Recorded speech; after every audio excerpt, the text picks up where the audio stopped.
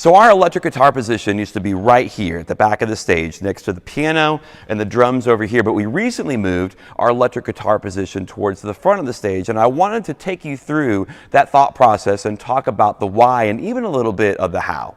Hey, it's Dave Dolphin at practicalworshipblog.com, sharing ideas, tips, and practical advice for the everyday worship leader. And our electric guitar position lives here at the front of the stage along with the other worship leader singers, but it didn't always used to be that way. Electric guitar used to live on this platform back over here next to the piano and the drums. And that makes sense. I mean, the electric guitar is part of the band. It makes sense to put it with the other members of the band. And then you have your four singers, your four worship leaders, and they're at the front of the stage. So you have your singers on the front, you have your band in the back. That's clean. That makes sense, right? It also solved a logistical issue for us in that we wanted to keep our amp backstage so we could keep the amp directly behind that platform, have some set dressing in between, but it's still a really short run. You could run an instrument cable from the pedal board back to the amp, no problem. So we have 5 light positions for 5 singers at the front of our stage, and the original design for this is that it gave us the flexibility if we had 4 singers or 3 singers. If we had 4 singers, then we would use A, B, D, and E, and those were equally spaced among the 4. If we only had 3 singers, we would use A, C, and E, and those were equally spaced as well. But for the last couple of years, we've always used 4 singers, and so we had this C position that we hardly were ever using. We've got lights on the bar, it's configured, ready to go, and we're hardly ever using it. And at the same time,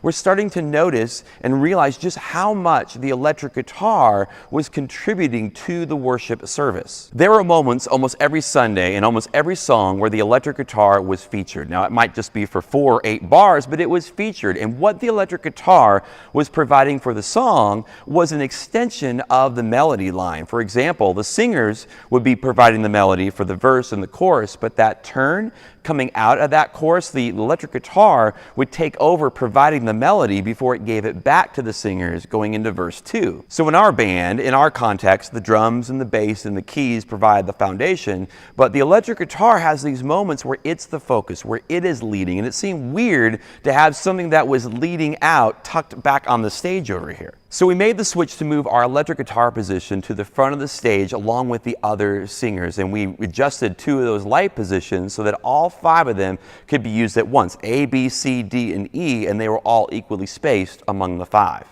Hey, it's Dave, and real quick, I kind of wanted to show you something that you might want to see behind the scenes or whatever. If you're ever curious, like how we know where to stand, we actually have these markings right here on the stage. Like, you know, for example, that's Earl. Say hi to Earl. So that's E for Earl over here. This is normally where I stand, so that's D for Dave. Right here, this is C for Jonathan. Over here, this is Jenna. That's what that means. And then right here, this is A for Dastin. Now, one of the things that we did have to work through is how are we going to get the signal from the pedal board at the front of the stage to the amp that's still back behind the stage. And this used to be, when it was over here, like a 10-foot cable run, and now it's more like 50. So we looked into and purchased the Radial SGI system, and it's been exactly what we've needed. It comes with these 2 boxes.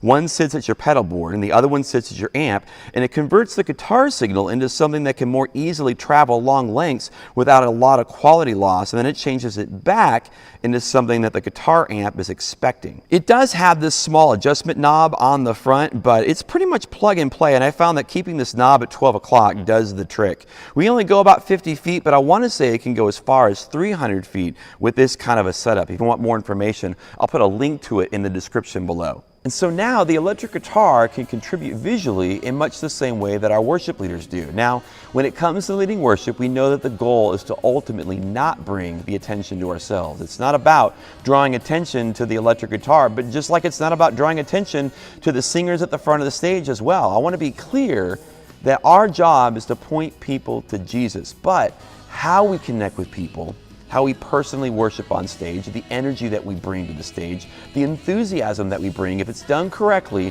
and with the right heart, should ultimately point people away from ourselves and point towards Jesus. And just as much as the worship leader singers are helping to connect and lead people, we saw the opportunity for our electric guitar player to connect with people in much of a similar way.